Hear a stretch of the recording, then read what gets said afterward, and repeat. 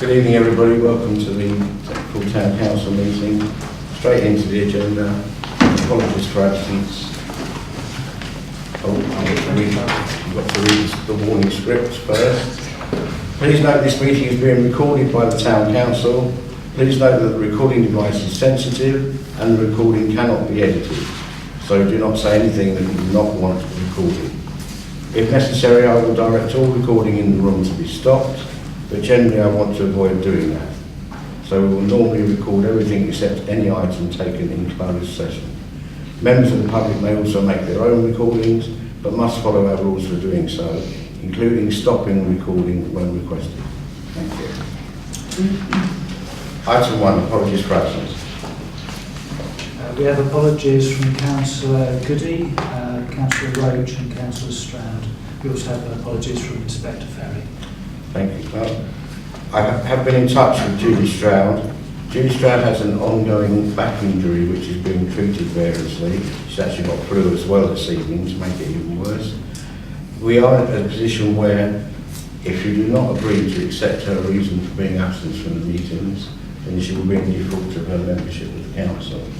So I'm asking members to consider whether you wish to accept the reason, illegal reason, which has been ongoing for some time and has been subject to hospital appointments. I'm asking councillors if you wish to accept that as a reason for not being at meetings. We ask you to signify in the usual way if you accept that as a reason for not attending the meetings. You do, thank you.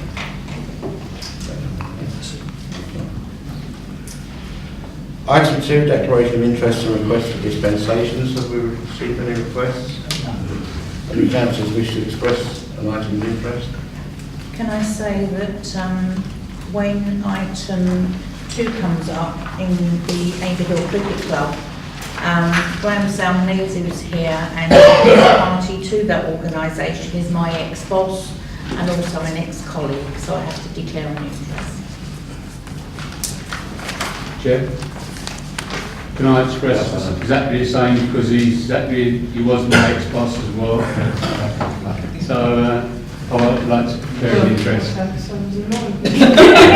but it was mine as well.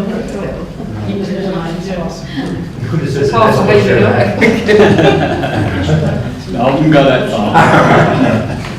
There was worse. Thank you for those. They've all been recorded as non-pecuniary interests.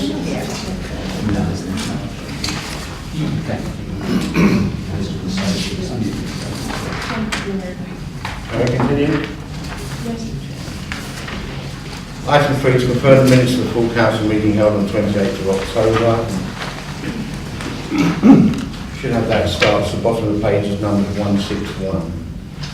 Everybody got a copy? Just for accuracy first page numbered 161, second page numbered 162, third page numbered 163, fourth page numbered 164, and the final page numbered 165. 166 and 167 are reports, appendices.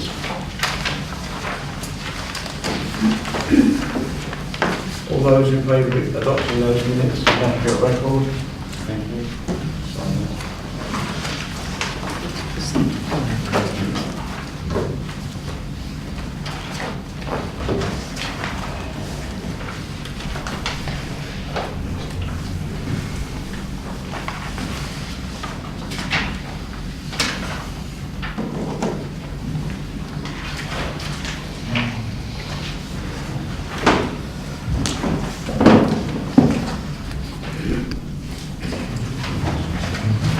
Item 4, urgent matters arising. There's nothing on page 161. Page 162, first item is C140308, listing of assets of community value. Still awaiting response from St Edmunds Street. The question whether they would list that as a right of way as a community asset. Will that remain on the agenda for future meetings? Will do. Thank you. Second one down from there is the Haverhill clock, C14030B. The report that's now under construction, I went with Nick Keeble to have a look at the works at the beginning of November. So the angels have been fabricated. They are pretty well life size, and the clock size has been agreed. Now we've actually seen the angels in place. So they'll be 750mm in diameter. Cost of the 3 clocks delivered and installed, operated by batteries but charged by solar energy, is 3,800, which is within the budget set for that part of it. So things are progressing. Any questions on the town clock? Clock. Third one is 049 town swinging signs. The borough has responded to our request to partner on that. They have already replaced the Welcome to Haverhill sign at the Sainsbury's roundabout, the very old battered one. Has gone, and there's a new sign further up towards the Enterprise roundabout, and they'll also replace the one on Haverhill Road, and then they will install the 5 town twinning signs. So hopefully that will be complete by January. Thank you, Town Clerk. Councillor Byrne. Yes, I'd like to ask the clerk a question on the design of the town twinning signs. Has it been designed? Has the design been agreed? And are we and the town twinning organisation satisfied that it does what it was meant to do? It's still exactly the same as went to town twinning and then came here. Okay. Thank you. Any other questions on the town twinning branch? Thank you. Moving on to the next item. On the same page. C14063, Parish Boundary. The St Edmunds Borough Council Democratic Renewal Working Party discussed this on November the 18th. They haven't posted the minutes of that meeting yet, the draft minutes, and I haven't had a response from the officer who administers it to what the outcome was. I don't know whether more intake at all as a district council. Okay. Councillor Hammond. Can we keep this on the agenda as well? The next one. Anything else on the Parish Boundary? Thank you.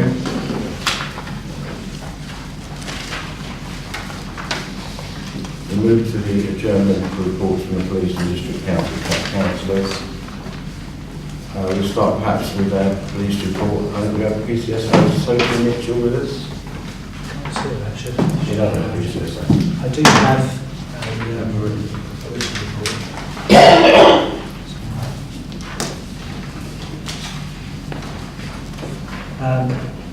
This is from Inspector Ferry. All crime figures below rates at Haverhill Town do not contain figures for the surrounding villages. Total crime in Haverhill since April 1st is 1,106. 3-year average is 1,156, so exactly 50 less crime for this year than the average year. Total antisocial behaviour incidents for the same period is 677. 3-year average is 933, so 256 less than the average year. Our detection rate for all crimes since April the 1st is 38.9%, which is only excellent. Crimes that have gone down this year include burglary, other building, robbery, vehicle crime, criminal damage, arson and public order offences. Crimes that have gone up include dwelling burglary, 38 this year compared to an average of 35. Sexual offences, 26 compared to 24. Shoplifting, 136 compared to 93. And drug offences, 75 compared to 47. Overall, it's a picture Inspector Ferry is happy with. The areas of crime growth seem to be shoplifting and drug offences. There is a clear link between the two. Thank you. Are there any issues you want us to raise with Inspector Ferry in response to that report? The report will actually be appended to the minutes. I'd like to invite next, we're still adjourned for reports, I'd like to invite Greg Street from Haverhill Cricket Club to tell us what. My My name is Greg Street and I sit on the main committee of Haverhill Cricket Club as the commercial officer. I'm here to give you a bit more background information about our support funding application for our new additional cricket facility. I'm hoping you've all had the opportunity to see our application, so I won't go too much on the ground in relation to that directly. Firstly, can I just say how pleased we were by the response of councillors at the Leisure and Community meeting last week and the unanimous support you gave to our application. The cricket club has actually been at full capacity now in terms of the number of teams we've had playing at the existing ground for a number of years. We actually highlighted the need for additional facilities about 4 years ago.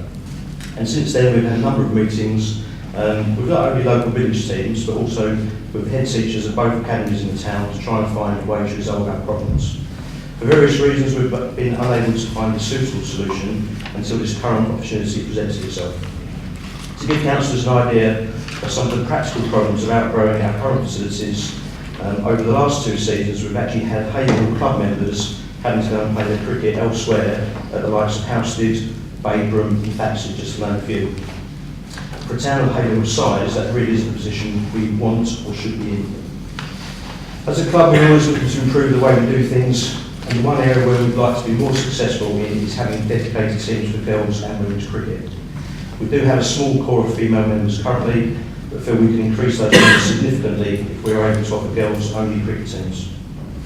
One of our long-standing junior members currently represents Suffolk girls under 17s, but once again, due to lack of availability, she just has to travel to Bury to play our club cricket, a situation that is not ideal and one that could be potentially solved by this new project. I mentioned previously that we were extremely pleased by the response of councillors at last week's meeting, and Councillor McPatchy made specific reference to the fact that it would be nice to support cricket instead of football for once. I would just like to explain that the growth and success of the club over the last 7 years has been exceptional.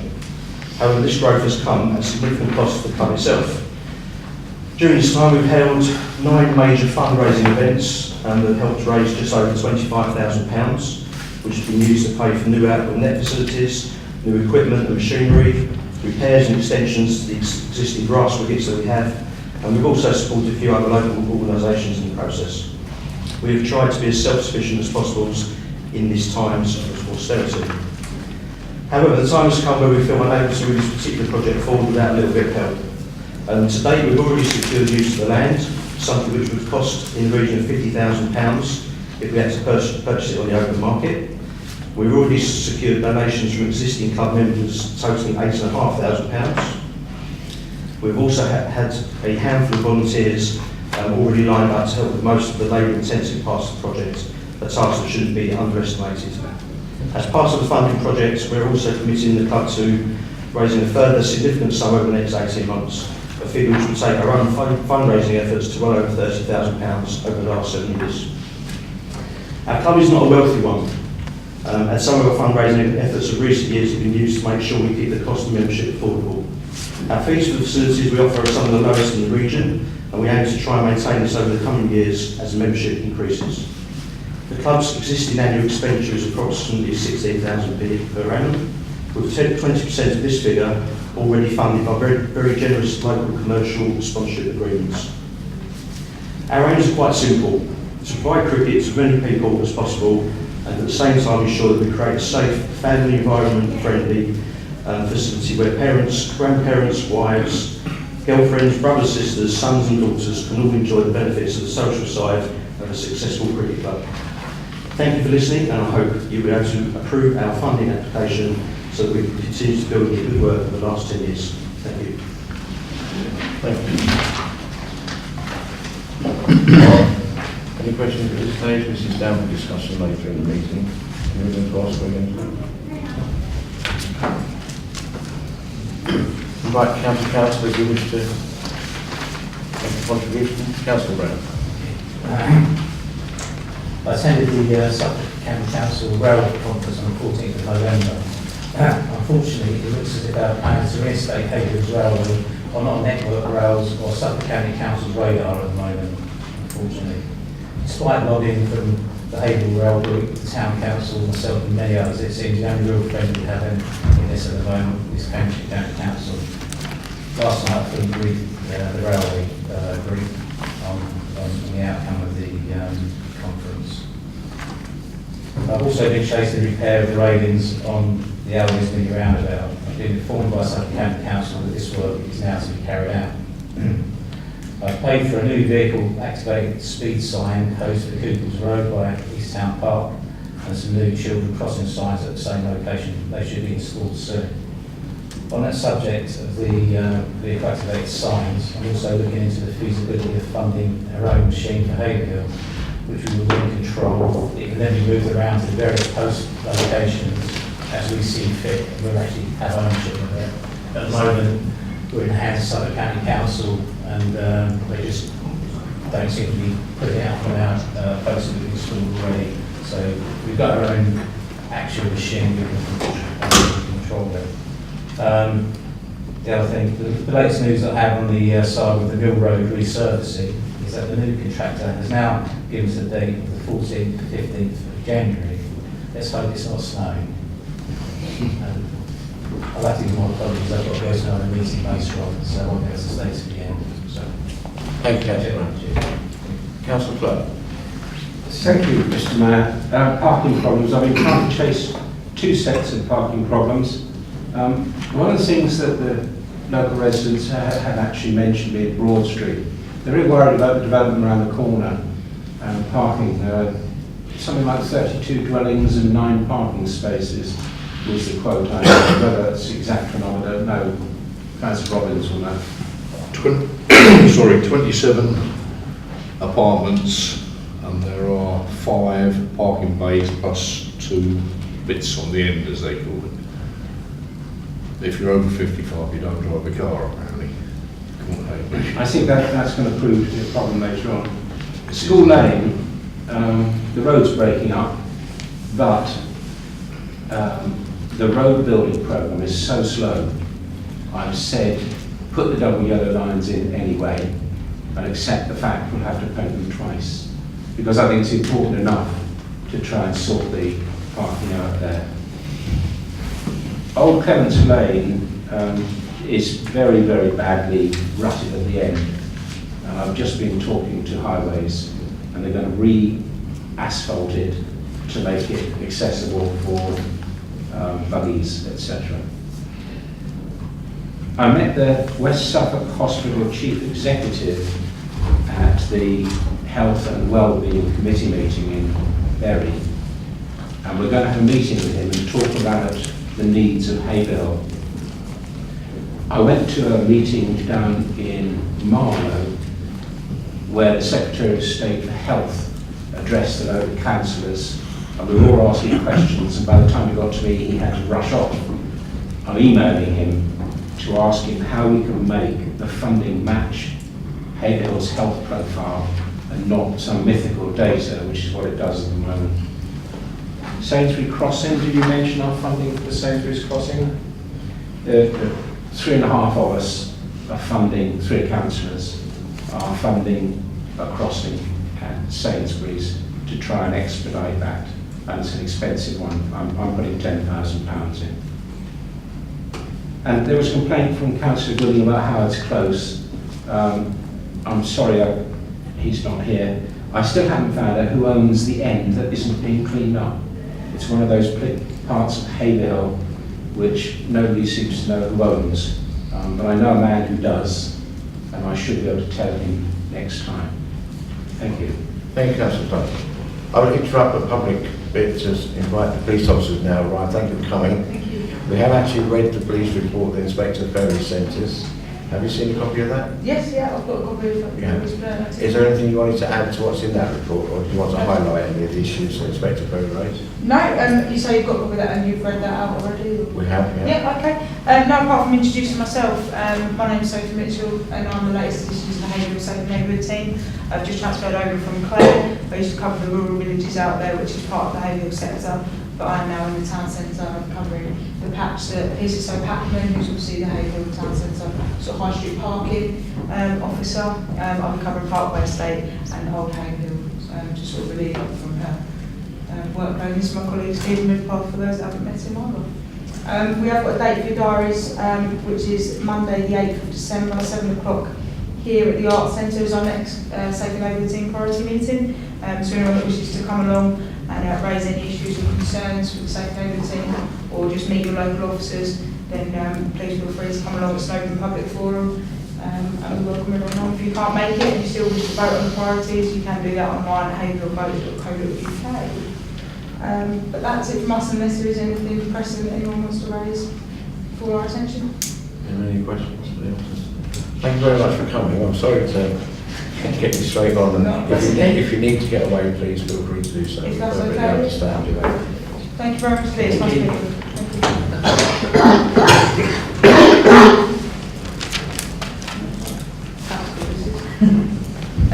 We remain adjourned for any further public comments. Is there anybody from the public who wishes to speak?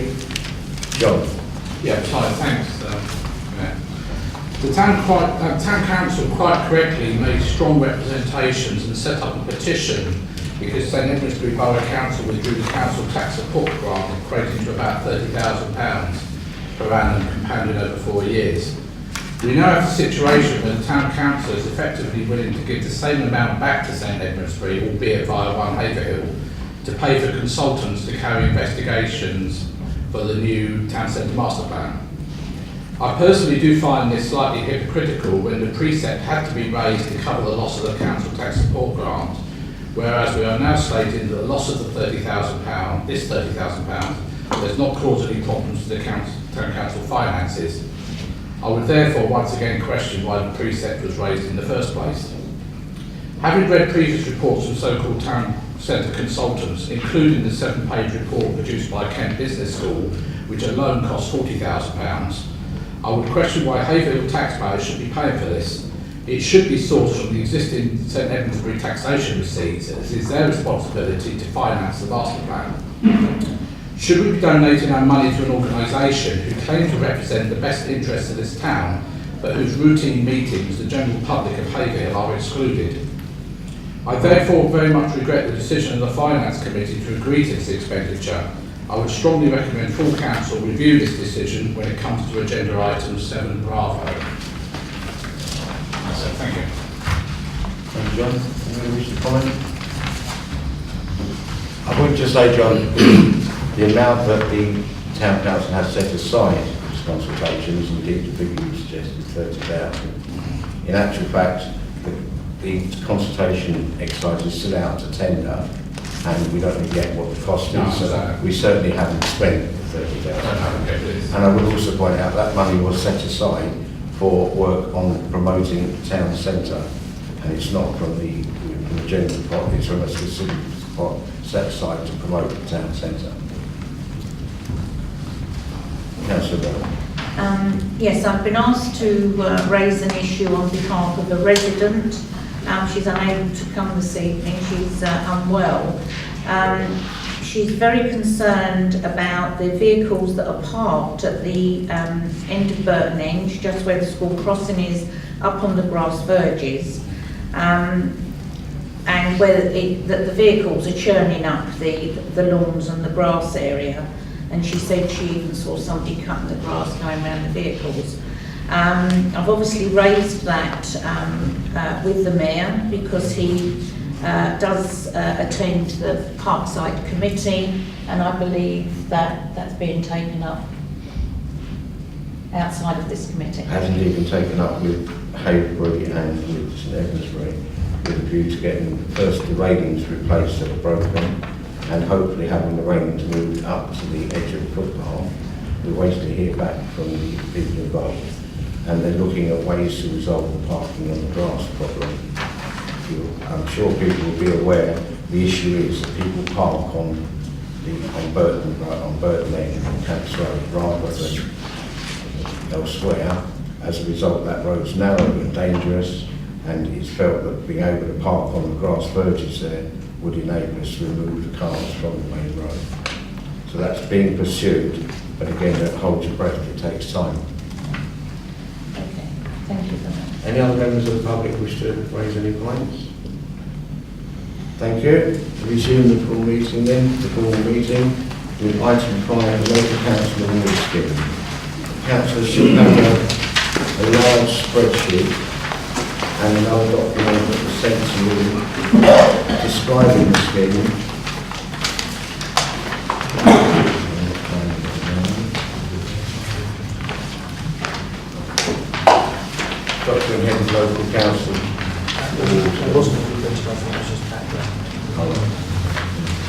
substance of what we need to do to qualify for the award scheme is in the details on the spreadsheet, and it explains clearly what we need to do and where we've got gaps, where we comply and where we don't comply.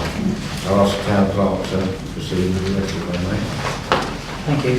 So, there used to be something called Quality Council Award, which was awarded to councils that demonstrated that they were working to certain aspects of good practice. Some came along and looked at what was being done. If they thought you were doing a good job, you got the Quality Council Award, and that entitled you to assert a right to use what was first a general power of well-being, and then latterly general power of competence. Like all things, life moves on. The Quality Council scheme was suspended back in 2012, and the idea was to review it and come up with a new proposal. A number of things such as the Locality Act, etc., came along and rather moved the goalpost whilst they were busy reviewing the scheme. So it has taken quite a long time. What you have in front of you is the draft criteria. We don't actually expect there to be very many changes, if any. Draft criteria which we will need to meet in order to qualify for what is now a three-part award. So Foundation Award, Quality Award, and Gold Award being the highest. What I've done on this large A3 sheet is basically list all of the criteria, and then in the right-hand column comment on how Haverhill matches up to those things. It isn't an exact like-for-like compared to the Quality Council awards. There are different things. We do actually comply with probably, well, half of all of the ones for the first stage of the award, and not far off quite a few for the second stage award, which is over leaf. In order to preserve our status as a Quality Council and our ability to use the general power of competence, we need to achieve the Foundation Award and the Quality Award. So basically, we have to reach the second stage. Whether that will change or not, I don't know. It's certainly more onerous than it used to be. General power of competence gives councils the right to do anything that an ordinary citizen may do, and it is a power of first resort. It's the things that when we decide there are things you want to do for the village, for the town, you can just get on and do those things because you have the power to use that particular legislation. At some point, there will be a cut-off when the old Quality Council status no longer applies, and all those who have not achieved the Quality Award will no longer be able to use general power of competence. That will be a problem for any council, really, as it's quite possible that in the meantime, councils have been busy starting long-term projects on the basis that they have the power to do so. I don't quite know what will happen if actually you find that power is taken away. Effectively, you'd have to stop doing what you're doing. There's also, of course, the impact on a council's credibility with the public and other public bodies if you lose the Quality Award. In some parts of the country, not in Suffolk, but in some parts of the country, decisions about delegating down responsibilities from local authority down to local council is based on whether or not you actually have Quality Council status. So it is quite important to be able to get it. In terms of how far away, mostly what it's about is, first certainly for the Foundation Award, relatively straightforward to get that. Most of it, we're there or thereabouts. Some of it is literally the fact that things that are needed on the website exist but aren't on the website. So a matter of not very much work. A few things that are in there though is that the engagement with the public and also publicising the work of the council do feature quite heavily, and therefore, one thing we're certainly going to need to do is look at how we go about engaging the general public, getting people involved in decision making, in consultations, etc. So there is a proposal in here that we set up a task and finish forum, i.e. a short-lived committee, working party, just to look at our communications and how we go about doing that sort of thing, in order to make sure that we hit the ground running. There are some things that require 12 months worth of track record. Therefore, the sooner we start, the sooner we're actually going to be there. There's some things that we don't have a track record of yet. Then it's really just down to questions. Councillor. Yeah, I've noticed here that a lot of we do comply with. But as I say, there's one with this communication, which I fully agree we should communicate much more with the public, much better. There's a bit on here that says about distribution to libraries, doctors, surgeries, schools, pubs, shops and residential homes. Will we get permission from all these doctors and pubs and shops? And B, will we get permission on residential homes as well? That's if we don't, then obviously the only other route is to pay for letters or whatever is to be sent out, or pay for a newspaper to do it, which is a cost, isn't it? Yeah, it is. I have to be honest to say that I was quite disappointed to see that was still there.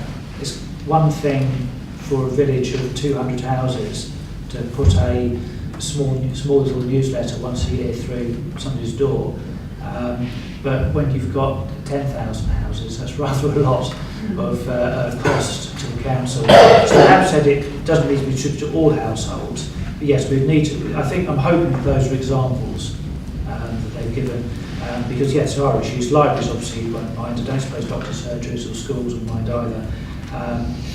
But I guess there will be sufficient pubs and shops and clubs and community centres around to distribute it. It's going to be neither beholder, unfortunately, these things, but I think it's the effort we seem to have gone to. They will be aware that for the previous Quality Award, there were plenty of councils that produced a copy that was available on the counter if you wander into the council offices. And apart from one being printed off, I don't think they ever printed anymore, just in order to give lip service to it. So I suspect they'll want to see some more robust evidence that was given in the previous scheme.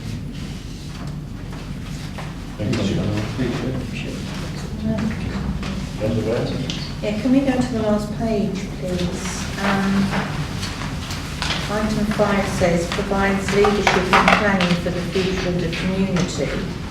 It says the statement on leadership in planning for the future shows how the council engages with a range of activities that influences the planning system and facilitate community-led planning. And then it then says one Haverhill and our role in this would be a good basis for this. I just wonder whether if that is something that we can adopt, that we again make representation that one Haverhill is not closed to residents and the public, if this is all about how we communicate with the public, how we engage them and how they participate in decisions or have an influence in what we're doing. I find that sort of contradictory. I don't disagree with you. I think there's not many people around this table, if any, who would disagree that in an ideal world one Haverhill will be open to the public, but we have to accept that it's not our decision. Any other questions? Yeah, I think Councillor Turner. I've got two then. So to find the one that I was looking at again. So on the second page, Quality Award, item 10. We've got evidence of helping the community plan for its future. Following your written, we need to think about how we do this. I think we've already got some trail of evidence for that. We've got the Vision 2031 documents, we've got the Vision for 2020 that came before that. We certainly have town plans developed. We've got a number of other things that we've got going on. And we've got the pilot scheme that we kicked off last year, which was a lot about developing what we do for the town, and that includes the magistrates court and the youth centre, or youth facilities. So I think we've got quite a lot there, and I don't think we need to think about so much about how we do it, but more how we say what we're already doing, because I think we're quoted by many other councils as being an example they want to follow. So from that point of view, I think we've already got a criteria there. And I think there's a couple of others in which the same evidence applies.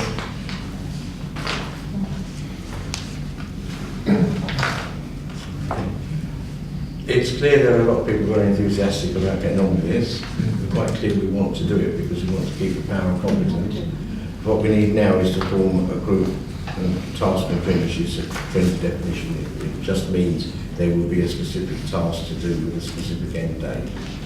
So could I get indication from the councillors who are willing to serve that group?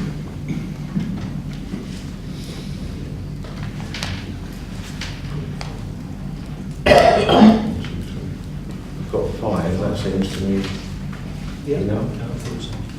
Any other councillors decide later on they wish to join the group, we'll have to arrange how we form the group, but we'll do that after this meeting delay. I hope the town clerk will service that group. It's obviously a great deal of input from the town clerk. Thank you very much. Item 6. Sorry. Item 6, One Haverhill, to receive a verbal report from the Mayor and Town Clerk and Town Council of One Haverhill. Been quite busy on One Haverhill. The master plan consultation was put out to tender, but there were no responses to the tender. So with the cooperation with Evansbury, we have been talking to the people who would have expected to reply to the tender to see what was wrong with it that made it unable to be done. A part of the problem was the timescales. We've been pressing to get this done really quickly, and we've had to revisit the timescales. And where we were hoping to have the master plan delivered by early summer, it looks like it's going to be the beginning of winter before we can get through the whole process, partly because of the election period where we can't do anything, and partly because the consultants clearly need longer time for the consultation. There are a whole series of statutory consultations, and the consultants we've spoken to said they needed more time. So that has gone out tender, and we're due to hear back from them the revised tender, their interest in the revised tender, by the end of next week, and decisions will then be made about whether we're going to let the contract and get it underway. The need for consultants is quite substantial, because we've got to make sure we do the consultation with members of the public appropriately.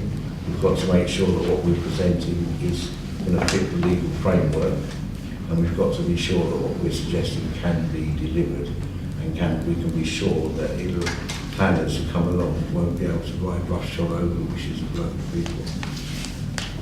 The other aspect that we're engaged with has been I think it's been called the spring clean, but we're not sure it's going to be spring when we do it.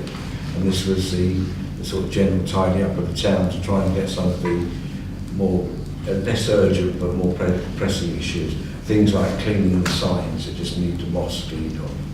And there's been considerable concern amongst councillors and amongst residents about fly posting. The posters you see stuck onto lampposts or on the side of the road on sticks. Those sort of things which could be easily removed. Obviously we can't do that immediately. We need to consult with the people who can tell us what we can do and what we can't do. But we're working with the community ambassadors, we're working with St Evansbury Borough Council and with the County Council Highways to establish a process that will allow us to set up volunteer teams to go and do these small jobs that will make a big difference to our lives. We haven't at the moment explored the purchase of a vehicle that was vexing some councillors last time we spoke. Is there anything else you want to say? Councillor Turner. Yes, just a point on this fly posting. I think it's the bane of part of what's going on around us on a constant basis, and I think part of the difficulty is that there's a clear need for people to say whatever it is they want to say on these posters and things. Can we at some near future point look at how we could serve that need, and by serving the need get rid of the obvious requirement for them putting the bloody things up in the first place? I think stopping them putting them up by offering a better service for that sort of information is much better than spending money going around picking the things up and clearing them up, chasing the folk doing it. Thank you, Councillor Taylor. Anybody else? Yes, I'd like to say something. Just before the Olympics parade, there was a great big flush of activity and they cleared all the roundabouts of unnecessary signs. Why can't they do that normally? We'll take that back to one. Why do we have to look for spring cleaning by the public when they should be doing it anyway? It's the job of the council to clean up the signs themselves. Anybody else? Sorry, Councillor Farr. Being used on the youth hub at the moment, they use the youth hub in the update, haven't heard much lately. Well, at the moment, we are waiting for a decision on the next part of the consultation, just on the financial costs, to whether that goes ahead or not. Hopefully we'll know more next week. Anything else from Haverhill? Thank you. Item 7, adoption of committee reports. There won't be an appeals committee report to adopt because the meeting is just before this and is important. So we'll start with the finance committee meetings, move for the adoption of the minutes of the finance committee meeting held on the 4th of November. All those in favour to adopt those minutes? Sorry, someone to propose. I'll propose. Councillor Hannah, secondly Councillor Stroud, thank you. All those in favour?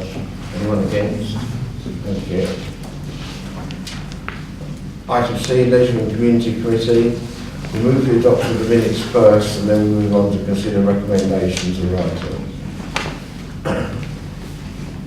Have a chance to look at the minutes? Okay. So I'll move the adoption of the leisure. I'll move the adoption. Seconded for the leisure, Councillor Cratchit, thank you. Those in favour of adopting the minutes, signify. Anyone against? Councillor Furman, did you want to talk? So just with the £30,000 for the A1, is it? Sorry? I might have misread this. Is it just the section with the £30,000? The recommendation would be considered is the Haverhill Cricket Club one. Oh, no, that'd be. Okay. So at the moment we're just adopting the minutes. Yeah, I understand. So we're coming back to that. Yeah, one. sorry. So those in favour of adopting the minutes, thank you again. Everybody's in favour, nobody against? Thank you. Okay, so the second part of this is consider recommendation for the grant.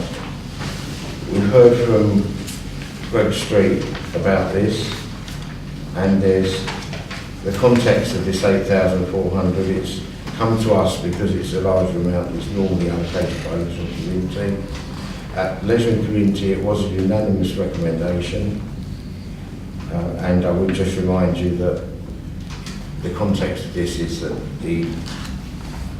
we have recently pledged 25k to Haverhill Gymnastics, although that's not been taken up yet. We have contributed 5k to Haverhill Rugby Club for their showers and 4k to Community Sports Partnership.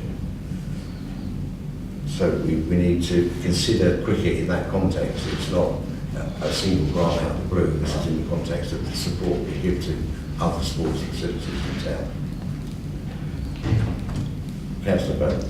Yeah, can I just ask for some clarity? And obviously I was very pleased with the report that we've heard and how this is going to involve particularly young children if they're successful. As I understand it, the money, can you just refer us to the grant application, please? Because when I read some of the substance of that, it was that this was going to be outside of Haverhill at Calvert Green, and somebody was going to be very generous and allow them to have access across land, etc.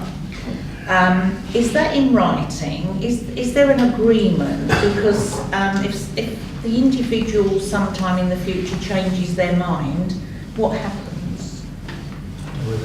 Yeah, at the moment we've got a verbal agreement with the landowner, and what we're going to do after, if successful tonight, we'll be going to arrange a legally binding licence agreement, which will be for both the use of the land and also to the access.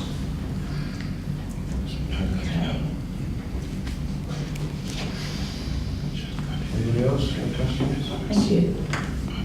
Is that Mr. Gerting's land, is it? That is Charles Gerting. For the councillors who haven't seen it, there will be some councillors who haven't seen the bid document because it was with the investment community. The total project cost is 40,368, and the funding request from us is 8,400. I would remind you what Work Street said to us before.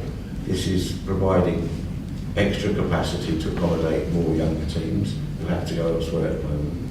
It will allow them to expand into providing cricket for girls and young women, which is something they're not doing particularly well at the moment, we're trying to. And it's guaranteeing the future of the club. And we need to see this club in the context of not the 27,000 people who live here today, but the 37,000 people who will be here in 10 years' time. And that's the sort of thinking we apply to the rugby club environment. We will need larger facilities of this nature as the town expands. Anybody else wish to make any other comments? Sorry. Haverhill's a traditional country town. Cricket's a traditional country sport, so I'm all for this. It covers all age groups and quite a large area of the community can get involved. There's no snootiness about it or anything like that. It's just a basic country game. I'm all for this. Councillor, I think it's great, but can we afford it? and we're We can affording. afford it, yeah? Yes, we have provision for it. Right. Grants from it. I have a suggestion that perhaps a grant should be pledged for release once suitable tenure over the new ground and entrance has been secured, which addresses the issue Councillor Byrne raised. Subject to. Yeah. Yeah, because, Great. yeah, that's absolutely fine. That's what we expect anyway. So we're being asked to vote on. Sorry, Councillor Hammond. Yeah, just I was going to add to that as far as because I think Greg mentioned about the cheapness of the fees of joining the club, and all I ask is that Greg does his utmost to keep them fees low so that more of the community can join that club. If we're going to put conditions on the grant, we need to be quite clear what they are. Are you proposing? No, I'm not proposing that. No, I'm just asking Greg to bear that in mind, because we are contributing £8,400. And I second Councillor Patch's recommendation. Councillor. Yeah, just a question for that. Is there any leveraging that we can do, Colin, to assist Greg with getting greater value from the funds by expending them through the town council rather than through the Greg's charity or the cricket team directly?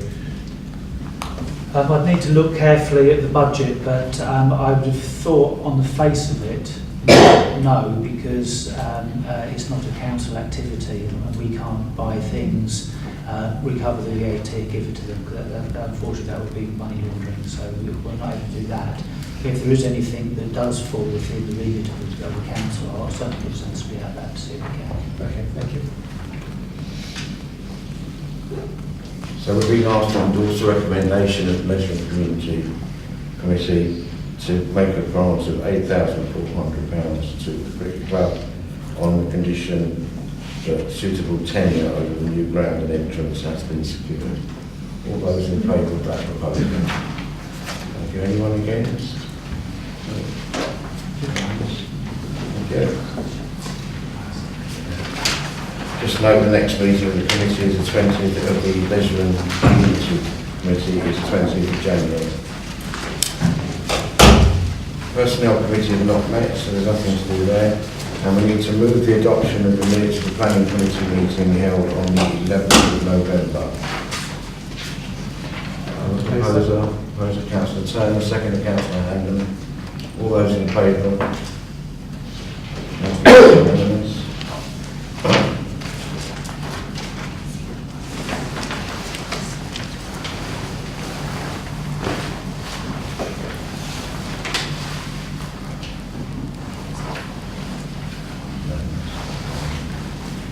Item 8, to authorise payments. We remind councillors these are schedules of payments which have been checked by 2 councillors authorised for that purpose. We'll seek for your authorisation for the checklist as prepared, as shown on the sheet. Those in favour of authorising these payments? Anyone against? Okay. To receive urgent correspondence, there is none up here. Anything else? No. That concludes the public part of the meeting.